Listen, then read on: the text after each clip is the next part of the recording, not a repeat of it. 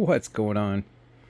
The lower cowl baffle is done. I still got to do the upper cowl baffle, which is just, the baffle in the back here. I'll try to make it like round or something, kind of scoopy to go down. So all that air will go down in that cavity. Made this quick video to talk about the cable ties I always use. I think I've talked about these before a few times, but usually, 9 times out of 10, I end up putting ignitions and other things down with Velcro straps, with straps like that. But on the occasion that I don't want to make a slot long enough for those and I use cable ties, I like to use these cable ties, which are just, I think they're 18 pound. They're the standard little skinny ones that you get that are always 4-inch length. And you can order them off Amazon. I used to order them off somewhere else before Amazon existed. But they're 8 inches long, but they're still those skinny little, easy to handle, easy to bend, and everything. 18 pounders. So you look up, 18 pound by 8-inch long, and you can get them. And then I like to use 4 per wrap, so that's 16 of them right there. And that way, I just always felt like the corner. I've been doing this for 20 years like that, 23 years. I always felt like the corners are more stugged up, more square. It's not like binding on the corner, just wrapping over on the corner.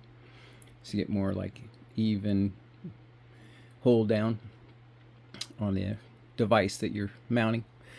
So it's just a silly little thing just to show you. But yeah, I like these. They're really nice, like anywhere you use them on a plane for wires or anything, because you don't have to fiddle to try to catch that little 4-inch length. Even though you could end up cutting, when you do wrap a wire to something, you usually end up cutting like 7 inches of the 8 inches off.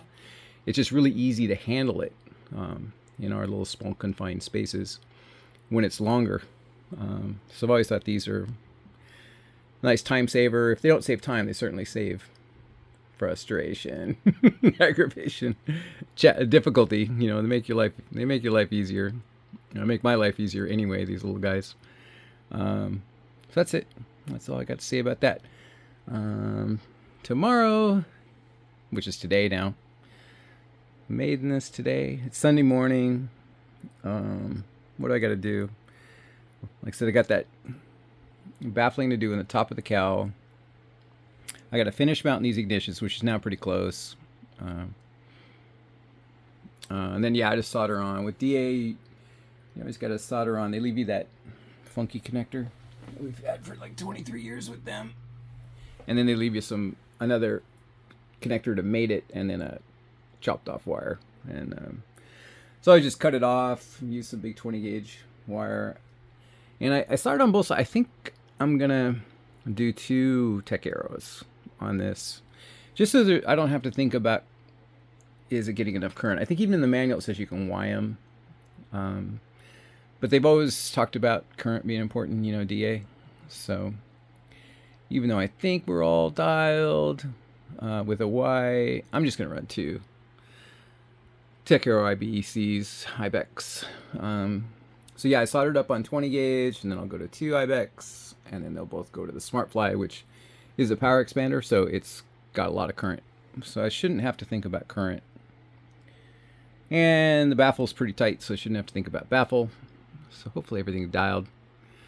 But I got to put the finish mounting ignitions, put the IBEX, put that baffle on the top of the cowl, mount the SmartFly, tidy up the wires, and that's it. Even wheel pants are on. That's a lot. If I get that done, if I work like another 2 hours, could maiden it tomorrow. We'll see. I'll give it another hour, see how close I get. See who's actually sitting here following my every move, every like 6-hour update like I've been doing. We'll see how it goes. If I don't maiden it tomorrow, looks like pretty guaranteed on Monday. All right, out.